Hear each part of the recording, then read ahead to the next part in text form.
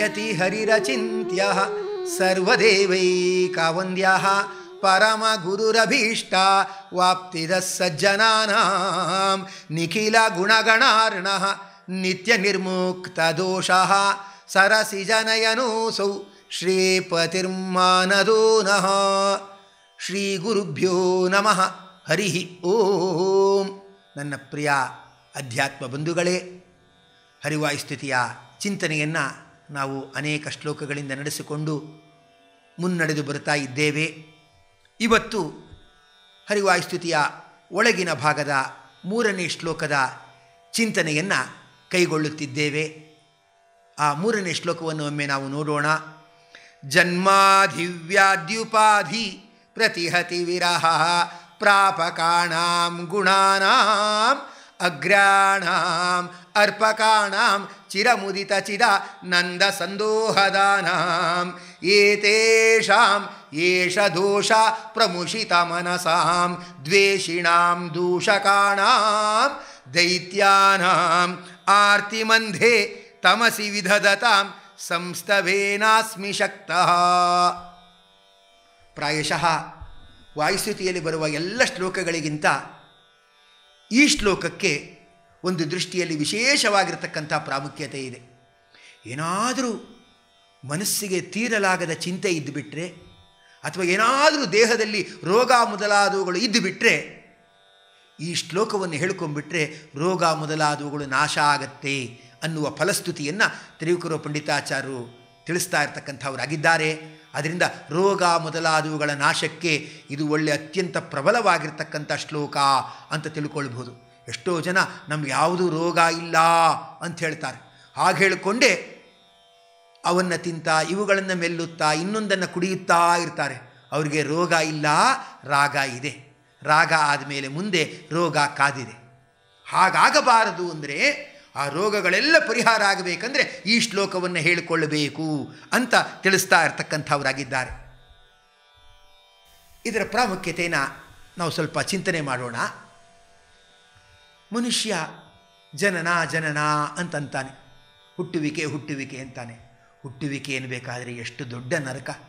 ಅವನಿಗೆ ಗರ್ಭದ ಒಳಗಡೆ ಇದ್ದು ತಲೆ ಕೆಳಗಾಗಿ ಇದ್ದು ಅಷ್ಟು ಇಕ್ಕಟ್ಟಿನ ಜಾಗದಲ್ಲಿ ಇರುವುದು ಒಂದು ನರಕ ಇರಲಿ, ಆ ತಾಯಂದ್ರಿಗೆ ಎಷ್ಟು ನರಕ.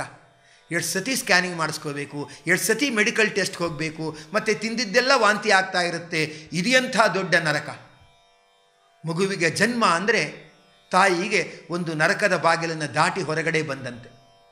ಇನ್ನು ತಂದೆಗಂತೂ ಸದಾ ಗಾಬರಿ. ಮಗುಗೇನಾಗುತ್ತೋ ಏನು, ಸದ್ಯ ಆರೋಗ್ಯವಾಗಿದ್ದರೆ ಸಾಕು, ಸದ್ಯ ಮಗುದು ಕಣ್ಣು ಕೈಕಾಲು ನೆಟ್ಟಿಗಿದ್ರೆ ಸಾಕು, ಸದ್ಯ ಯಾವ ರೋಗ ರುಜಿನಗಳು ಇಲ್ಲದೆ ಇದ್ದರೆ ಸಾಕು ಅಂತ ಹೇಳಿ ಆ ತಂದೆ ತಾಯಿಗಳಿಗೆ ಒಂದು ದೊಡ್ಡ ಚಿಂತೆ. ಕೆಲವು ತಂದೆ ತಾಯಿಗಳು ಹೇಳ್ತಾರೆ, ಮಕ್ಕಳಿಗೆಲ್ಲ ರೀ ಎಕ್ಸಾಮು, ನಮಗೆ ಎಕ್ಸಾಮು, ನಾವು ಸದ್ಯ ಪ್ರಿಪೇರ್ ಆಗಬೇಕು, ಆ ಥರ ಆಗಿಬಿಟ್ಟಿದೆ ನೋಡಿ ಅಂತ ಹೇಳ್ತಾರೆ. ಹಾಗೆ ಹುಟ್ಟುವುದು ಅಂದರೆ ಅವನಿಗೊಂದು ಕಷ್ಟ ಇರಲಿ, ಆ ತಂದೆ ತಾಯಿಗಳಿಗೆ ಎಷ್ಟು ಕಷ್ಟ, ಎಷ್ಟು ಆತಂಕ. ಸದ್ಯ ಹುಟ್ಟಿದ ಏನೋ ಒಂದು ಕಷ್ಟ ಕೋಟಲೆ ಕಳೆಯಿತು ಅಂದರೆ ಎಲ್ಲಿ ಕಳೆಯಿತು? ಜನ್ಮ ಆದ ತಕ್ಷಣ, ಹುಟ್ಟಿದ ತಕ್ಷಣ ನೂರಾರು ಚಿಂತೆಗಳು. ಅದು ಕೆಲವು ಹೇಳ್ಕೊಳ್ಳೋಕ್ಕಾಗತ್ತೆ, ಕೆಲವು ಹೇಳ್ಕೊಳ್ಳೋಕ್ಕಾಗಲ್ಲ. ಆ ಥರ ನೂರಾರು ಚಿಂತೆಗಳಿರುತ್ತೆ. ಆ ಚಿಂತೆಗಳು ಬಂತು ಅಂದಮೇಲೆ ಅವನ ಜೀವನ ಅಷ್ಟಕ್ಕಷ್ಟೇ ಆಗತ್ತೆ. ಸಂತೋಷದ ಕ್ಷಣಗಳನ್ನು ಪೂರ ಅನುಭವಿಸಲಿಕ್ಕೆ ಆಗೋದೇ ಇಲ್ಲ ಅಂತಾಗತ್ತೆ. ಆಮೇಲೆ ಕಡೆಗೆ ವಯಸ್ಸಾಗ್ತಾ ದೇಹದಲ್ಲಿ ಶಕ್ತಿ ಕುಂದುತ್ತಾ ಅಥವಾ ಏನೋ ಆಹಾರ ಮೊದಲಾದವುಗಳು ಸರಿ ಇಲ್ಲ ಅನ್ನುವ ದೃಷ್ಟಿಯಿಂದಲೋ ರೋಗ ಮೊದಲಾದವುಗಳು ಬರ್ತಕ್ಕಂಥದ್ದಾಗತ್ತೆ. ಅದರಿಂದ ಜನನ, ಚಿಂತೆ, ರೋಗ. ಅದಕ್ಕೆ ಹೇಳ್ತಾರೆ man is A bundle of physical and mental tensions ಅಂತಾರೆ. ಇಡೀ ಮನುಷ್ಯನ ಜೀವನನೇ ಅಷ್ಟು.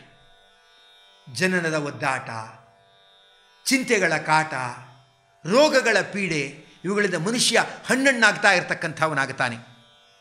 ಇವೆಲ್ಲ ಪರಿಹಾರ ಆಗಬೇಕಾ? ಇವೆಲ್ಲ ಪರಿಹಾರ ಆಗಬೇಕಾದ್ರೆ ರೋಗ ಪರಿಹಾರ ಆಗಬೇಕು. ರೋಗ ಪರಿಹಾರ ಆಗಬೇಕಾ? ರೋಗ ಪರಿಹಾರ ಆಗಬೇಕಾದ್ರೆ ಬ್ಯಾಲೆನ್ಸ್ಡ್ ಮೈಂಡ್ ಇರಬೇಕು. ಮನಸ್ಸು ಸಂತೋಷವಾಗಿ ಇದ್ದುಬಿಟ್ರೆ ಸಾಮಾನ್ಯವಾಗಿ ದೀರ್ಘಕಾಲೀನವಾಗಿರ್ತಕ್ಕಂಥ ರೋಗಗಳು ಬರುವುದಿಲ್ಲ.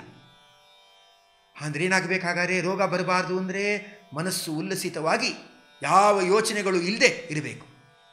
ನೀವು ವಾಯುದೇವರ ಪಾದಧೂಳಿ ಏನಿದೆ ಆ ಪಾದಧೂಳಿಯನ್ನು ಸೇವಿಸಿಬಿಟ್ರೆ ವಾಯುಸ್ಥಿತಿಯ ಶ್ಲೋಕಗಳನ್ನು ಹೇಳಿಕೊಂಡು ಬಿಟ್ಟರೆ, ವಾಯುದೇವರ ಅನುಗ್ರಹಕ್ಕೆ ಪಾತ್ರರಾಗಿಬಿಟ್ರೆ ಚಿಂತೆಗಳಿರಲ್ಲ, ಅಂದಮೇಲೆ ಯೋಚನೆ ಇಲ್ಲ. ಈಗ ಚಿಂತೆ ಇಲ್ಲ ಅಂದಮೇಲೆ ಮುಂದೆ ರೋಗ ಇಲ್ಲ, ರೋಗಗಳ ಬಗ್ಗೆ ಯೋಚನೆ ಮಾಡಬೇಕಾಗಿಲ್ಲ. ಸರಿಯಾಗಿ ಹೇಳಿಕೊಂಡು ಸಾಧನೆ ಮಾಡಿಬಿಟ್ರೆ, ಹರಿವಾಯುಗಳ ಅನುಗ್ರಹ ಆಗಿಬಿಟ್ರೆ ಮುಂದೆ ಜನ್ಮನೇ ಇಲ್ಲ. ಅಂದರೆ ಜನನ ಮರಣಗಳಿಲ್ಲ, ರೋಗಗಳಿಲ್ಲ, ಮತ್ತು ಚಿಂತೆಗಳಿಲ್ಲ. ಇದೆಲ್ಲ ವಾಯುದೇವರ ಪಾದಧೂಳಿಯ ಮಹಿಮೆಯಿಂದ ಆಗತಕ್ಕಂಥದ್ದಾಗುತ್ತದೆ ಅಂತ ತಿಳಿಸ್ತಾ ಇರ್ತಕ್ಕಂಥವರಾಗಿದ್ದಾರೆ. ಅಷ್ಟೇ ಅಲ್ಲ, ಮನುಷ್ಯನಿಗೆ ಏನು ರೋಗ ರುಜಿನ ಇಲ್ಲ, ಏನೂ ಚಿಂತೆ ಇಲ್ಲ.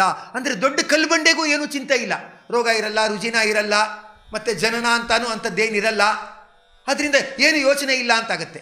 ಕಲ್ಬಂಡೆ ಥರ ಇದ್ದುಬಿಟ್ರೆ ಏನು ಬಂತು ಪ್ರಯೋಜನ? ಅದಾಗಬಾರ್ದು ಅಂತಾಗಬೇಕಾದ್ರೆ ಬರೀ ಮನುಷ್ಯನ ಜೀವನ ಅಂದರೆ ಇದ್ದೆ, ನಿದ್ದೆ, ಮುದ್ದೆ, ಎದ್ದೆ, ಇಷ್ಟೇನಾ ಜೀವನ? ಗೆದ್ದೆ ಅಂತಾಗಬೇಕೋ ಬೇಡೋ? ಅವನು ಗೆದ್ದೆ ಅಂತಾಗಬೇಕಾದ್ರೆ ಅವನಲ್ಲಿ ಆನಂದ ಇರಬೇಕು, ಉತ್ಸಾಹ ಇರಬೇಕು, ಉಲ್ಲಾಸ ಇರಬೇಕು, ಜ್ಞಾನ ಯಾವ ರೀತಿಯಲ್ಲಿ ಮುಂದುವರಬೇಕು ಅಂತಿರಬೇಕು, ಹಿಡಿದ ಕೆಲಸವನ್ನು ಮಾಡುವ ಛಲ ಇರಬೇಕು. ಏನು ವಾಯುದೇವರ ಅವತಾರಗಳು! ವಾಯುದೇವರ ಅವತಾರಗಳಲ್ಲಿ ನೋಡಿಬಿಟ್ರೆ ಆ ಉತ್ಸಾಹ, ಛಲ, ಅಪಾರವಾದ ಶಕ್ತಿ, ಭಗವಂತನಲ್ಲಿ ಭಕ್ತಿ, ಹಾಗೆ ಉಳಿದವ್ರನ್ನ ಜೊತೆಗೆ ಕರೆದುಕೊಂಡು ಹೋಗುವ ಸೌಹಾರ್ದ ಮನೋಭಾವ, ಇದೆಲ್ಲ ಇರತಕ್ಕಂಥದ್ದಾಗಿದೆ. ಅಂದ ಮೇಲೆ ಯಾರು ವಾಯುದೇವರ ಪಾದಧೂಳಿಯನ್ನು ಸೇವಿಸುತ್ತಾರೋ ಅವರಿಗೆ ಜನನ ಮರಣಗಳಿಲ್ಲ, ರೋಗಗಳಿಲ್ಲ, ಚಿಂತೆಗಳಿಲ್ಲ, ಮತ್ತು ಎಲ್ಲರಿಗೂ ಬೇಕಾದವರಾಗಿ, ಎಲ್ಲರ ಒಡಗೂಡಿದವರಾಗಿ ಅವರು ಶ್ರೇಷ್ಠವಾಗಿರ್ತಕ್ಕಂಥ ಗುಣಗಳನ್ನು ಅವರು ಪಡೀತಾ ಇರ್ತಕ್ಕಂಥವರಾಗುತ್ತಾರೆ.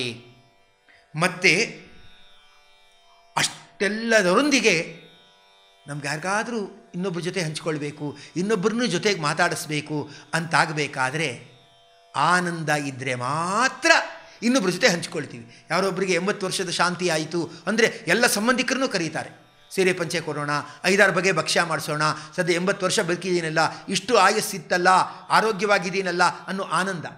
ಹಾಗೆ ವಾಯುದೇವರನ್ನು ಯಾರಾದರೂ ಚೆನ್ನಾಗಿ ಸ್ತೋತ್ರ ಮಾಡಿಬಿಟ್ರೆ ಬುದ್ಧಿರ್ಬಲಂ ಯಶೋಧೈರ್ಯಂ ನಿರ್ಭಯತ್ವಂ ಅರೋಗತ ಅಜಾಡ್ಯಂ ವಾಕ್ಪಟುತ್ವಂಚ ಅನ್ನುವ ಅನೇಕ ಗುಣಗಳು ಬರುವ ಹಾಗೆ ಆನಂದ ಮೊದಲಾದವುಗಳೇನಿದೆ ಅದು ಅಪಾರವಾಗಿ ವಾಯುದೇವರ ಪಾದಧೂಳಿಯ ಸೇವನೆಯಿಂದ ನಮಗೆ ಬರ್ತಾ ಇರತಕ್ಕಂಥದ್ದಾಗುತ್ತದೆ. ಆದ್ದರಿಂದ ಇದು ಇನ್ನೊಬ್ಬರಿಗೂ ಉಪಕಾರ ಆಗುವ ಹಾಗೆ ನಾವು ಬದುಕ್ತಾ ಇರ್ತಕ್ಕಂಥವರಾಗ್ತೇವೆ. ಯಾಕೆ ಇಂಥ ಮಹಿಮೆ ವಾಯುದೇವರ ಪಾದಧೂಳಿಯಲ್ಲಿದೆ ಅಂದರೆ ವಾಯುದೇವರು ಆನಂದಮಯನಾದ ಭಗವಂತನ ಚಿಂತನೆ ಮಾಡ್ತಾರೆ. ಅದಕ್ಕೆ ಒಂದು ಕಡೆ ಶಾಸ್ತ್ರದಲ್ಲಿ ಹೇಳ್ತಾರೆ, ನಿತ್ಯೋತ್ಸವೋ ಭವೇತ್ತೇಷಾಂ ನಿತ್ಯ ಶ್ರೀ ನಿತ್ಯ ಮಂಗಳ ಯೇಷಾಂ ಹೃದಯಸ್ಥೋ ಭಗವಾನ್ ಮಂಗಳಾಯ ತನುಹರಿ.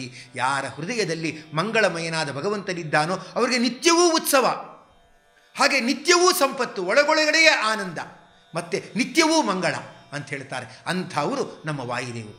ಅವರ ಪಾದಧೂಳಿಯನ್ನು ನಾವು ಸೇವೆ ಮಾಡಿಬಿಟ್ರೆ ನಮಗೂ ಕೂಡ ಅಂತಹ ಗುಣಗಳು ಬರ್ತಕ್ಕಂಥದ್ದಾಗುತ್ತದೆ.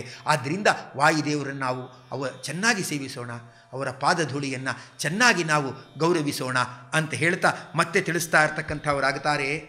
ಕೆಲವರೆಲ್ಲ ಇರ್ತಾರೆ ಎಲ್ರಿಗೂ ಒಳ್ಳೆಯವರು, ಅಂದರೆ ಯಾರು ವಿರೋಧನೂ ಕಟ್ಕೊಳ್ಳೋದು ಬೇಡ, ಮುಂದೆ ತೊಂದರೆ ಆಗತ್ತೆ ಅಂದ್ಬಿಟ್ಟು ಇವ್ರ ಹತ್ರನೂ ಹೂ ಅಂತಾರೆ, ಅವ್ರ ಹತ್ರನೂ ಹೂ ಅಂತಾರೆ. ತುಂಬ ಜನ ನಾವು ಹಾಕ್ಕೊಂಡಿದ್ದೀವಿ, ರಾಮಾಯ ಸ್ವಸ್ತಿ ರಾವಣಾಯ ಸ್ವಸ್ತಿ ಅನ್ನುವರನ್ನು ಕಂಡಿರ್ತಕ್ಕಂಥವರಾಗಿದ್ದೇವೆ. ಅಂಥ ಸಾಧುಗಳೇನಿದ್ದಾರೆ ಅವರಿಂದ ನಮಗೆ ಅಯ್ಯೋ ಪಾಪ ಅನ್ನೋ ಅನುಕಂಪ ಸಿಗತ್ತಷ್ಟೇ, ದುಷ್ಟರ ಸಂಹಾರ ಆಗಲ್ಲ. ಆದರೆ ನಮ್ಮ ವಾಯುದೇವರ ಪಾದಧೂಳಿಗಳು ಅಷ್ಟೇ ಅಲ್ಲ, ವಾಯುದೇವರ ಮಹಿಮೆ ಅಷ್ಟೇ ಅಲ್ಲ. ವಾಯುದೇವರ ಮಹಿಮೆ ಏನು ಅಂದರೆ ಕೆಲವರು ಸದಾ ಅಸೂಯೆಗೆ ಒಳಗಾಗಿರ್ತಾರೆ, ದ್ವೇಷಗಳಿಗೆ ಒಳಗಾಗಿರ್ತಾರೆ, ಲೋಕಕ್ಕೆ ಪೀಡೆ ಕೊಡುವುದರಲ್ಲೇ ಏನೋ ಸಂತೋಷವನ್ನು ಅನುಭವಿಸ್ತಾ ಇರ್ತಕ್ಕಂಥವರಾಗ್ತಾರೆ. ಅಂಥ ಜಗತ್ತಿಗೆ ಕಾಟ ಕೊಡುವ, ಸಜ್ಜನರನ್ನು ನೋಯಿಸುವ, ಆ ಜಗತ್ತಿನ ಪೀಡೆಯನ್ನು ಉಂಟು ಮಾಡ್ತಕ್ಕಂಥವರೇನಿದ್ದಾರೆ ಅವರನ್ನು ಎಲ್ಲರನ್ನೂ ಕೂಡ ವಾಯುದೇವರು ಅಯ್ಯೋ ಪಾಪ ಅಂತ ಸುಮ್ಮನೆ ಬಿಡುವವರಲ್ಲ, ಅವ್ರ ಸುದ್ದಿಗೆ ಹೋಗೋದು ಯಾಕೆ ಅಂತ ದೂರ ನಿಲ್ಲುವವರು ಅಲ್ಲ. ಅವರೇನು ಮಾಡ್ತಾರೆ, ಅಂಥ ದೈತ್ಯರಿಗೆ ನಿತ್ಯ ನರಕಗಳಲ್ಲಿ ಶಿಕ್ಷೆಗಳನ್ನು ಕೊಟ್ಟು ಮತ್ತೆಂದೂ ತಲೆ ಎತ್ತದ ಹಾಗೆ ಮಾಡಿ ಆ ಸಜ್ಜನರಿಗೆ ನೆಮ್ಮದಿಯನ್ನು ಕರುಣಿಸ್ತಾ ಇರ್ತಕ್ಕಂಥವರಾಗ್ತಾರೆ. ಯಾವುದೋ ಕ್ಯಾನ್ಸರ್ ಪೇಷಂಟ್ ಡಾಕ್ಟ್ರ್ ಹತ್ರ ಹೋದಾಗ ಆ ಡಾಕ್ಟ್ರು ಏನಂತ ಹೇಳಿದ್ರೆ, ಟ್ರೀಟ್ಮೆಂಟ್ ಕೊಡ್ತೀನಿ, ಕ್ಯಾನ್ಸರು ಇರಲಿ ನೀವು ಇರಲಿ ಅಂದ್ಬಿಟ್ರೆ ಆ ಕ್ಯಾನ್ಸರ್ ಬಂದವನು ಕ್ಯಾನ್ಸಲ್ಲೇ ಆಗಿಬಿಡ್ತಾನೆ. ಹಾಗಾಗಬಾರ್ದು. ನಮಗೆ ಅನುಕಂಪ ತೋರಿಸುವ ಡಾಕ್ಟ್ರ್ ಏನಿದ್ದಾರೆ ಅವರು ನಮ್ಮ ಮೇಲೆ ಅನುಕಂಪ ತೋರಿಸ್ಬೇಕು, ನಮ್ಮ ಮೇಲಿರೋ ಬ್ಯಾಕ್ಟೀರಿಯಾಗಳ ಬಗ್ಗೆ ಅನುಕಂಪ ತೋರಿಸಬಾರ್ದು, ಅವುಗಳನ್ನು ನಾಶ ಮಾಡಲೇಬೇಕು. ಹಾಗೆ ಜಗತ್ತಿನ ವಿಧ್ವಂಸಕರಾದ ದುಷ್ಟಶಕ್ತಿಗಳನ್ನು ಧ್ವಂಸ ಮಾಡ್ತಕ್ಕಂಥ ವಾಯುದೇವರೇ, ನಿಮ್ಮ ಪಾದಕ್ಕೆ ಎರಗಿದವರಿಗೆ ಉತ್ಸಾಹ ತುಂಬುವವರೇ, ರೋಗ ರುಜಿನಗಳನ್ನು ಕಳೆಯುವವರೇ, ಚಿಂತೆಗಳನ್ನು ದೂರ ಇಡುವವರೇ, ಇಂತಹ ನಿಮಗೆ ನಮಸ್ಕಾರ. ನಿಮ್ಮ ಪಾದಧೂಳಿಯನ್ನು ಸ್ತೋತ್ರ ಮಾಡೋಕ್ಕೂ ಕೂಡ ನನಗೆ ಪೂರಾ ಸಾಮರ್ಥ್ಯ ಇಲ್ಲ. ಯಾಕಂದರೆ 5 ನಿಮಿಷ ಅದನ್ನು ಮಾಡಿ ಬಿಡ್ಬೋದು. ಈಗ ತಂದೆ ತಾಯಿಗಳು ಮಾಡಿದ ಉಪಕಾರ ಅದನ್ನು 5 ನಿಮಿಷ ಹೇಳಿ ಮುಗಿಸೋಕ್ಕಾಗತ್ತಾ? ಅವರು ಮಗುವಾಗಿ ಬೆಳೆಸೋಕ್ಕೆ ಎಷ್ಟು ಕಷ್ಟಪಟ್ಟಿರ್ತಾರೆ. ಮಗುವಾಗಿದ್ದಾಗಲಿಂದ ನಮ್ಮನ್ನು ಬೆಳೆಸಬೇಕು ಅಂತ ಎಷ್ಟು ಕಷ್ಟಪಟ್ಟಿರ್ತಾರೆ. ಅದನ್ನು 5 ನಿಮಿಷ ಹೇಳಿ ವಂದನಾರ್ಪಣೆ ಮಾಡಿ ಮುಗಿಸೋಕ್ಕಾಗತ್ತಾ? ಆಗಲ್ಲ. ಹಾಗೆ ವಾಯುದೇವರೇ, ನಿಮ್ಮ ಮಹಿಮೇನ ನಾನು ಸ್ತೋತ್ರ ಮಾಡಿ ಮುಗಿಸಲಾರೆ. ನನ್ನ ಮನಸ್ಸಿನಲ್ಲಿ ತಂದುಕೊಂಡು ಜೀವನ ಪರ್ಯಂತ ನಾನು ನಿಮ್ಮ ಧ್ಯಾನವನ್ನು ಮಾಡ್ತಾ ಇರ್ತೇನೆ ಅಂತ ತ್ರಿವಿಕ್ರಮರು ಹೇಳ್ತಾರೆ. ಜನ್ಮಾದಿವ್ಯಾದ್ಯುಪಾದಿ ಪ್ರತಿಹತಿ ವಿರಹ ಪ್ರಾಪಕಾಣಾಂಗುಣಾನಾಂ ಅಗ್ರಾಣಾಂ ಅರ್ಪಕಾಣಾಂ ಚಿರಮುದಿತ ಚಿದ ನಂದ ಸಂದೋಹದಾನಾಂ ಏತೇಷಾಂ ಏಷ ದೋಷ ಪ್ರಮುಷಿತ ಮನಸಾಂ ದ್ವೇಷಿಣಾಂ ದೂಷಕಾಣಾಂ ದೈತ್ಯಾನಾಂ ಆರ್ತಿಮಂಧೆ ತಮಸಿ ವಿದಧತಾಂ ಸಂಸ್ತವೇನಾಸ್ಮಿ ಶಕ್ತಃ ಅಂತ ತ್ರಿವಿಕ್ರಮ ಪಂಡಿತಾಚಾರ್ಯರು ನಿಮ್ಮ ಪಾದಧೂಳಿಗಳನ್ನು ಚೆನ್ನಾಗಿ ಸ್ತೋತ್ರ ಮಾಡಲಿಕ್ಕೆ ನನಗೆ ಸಾಮರ್ಥ್ಯವಿಲ್ಲ, ಆದ್ದರಿಂದ ನೀವಾಗೆ ಕೃಪೆ ತೋರಿ ನಮಗೆ ಅನುಗ್ರಹವನ್ನು ಮಾಡಬೇಕು ಅಂತ ಹೇಳ್ತಿದ್ದಾರೆ ಅನ್ನುವ ಸಂದೇಶದೊಂದಿಗೆ ನಾವು ಈ ಶ್ಲೋಕವನ್ನು ಮುಕ್ತಾಯಗೊಳಿಸ್ತಾ ಇರತಕ್ಕಂಥವರಾಗಿದ್ದೇವೆ. ಶ್ರೀಕೃಷ್ಣಾರ್ಪಣಂ ಅಸ್ತು.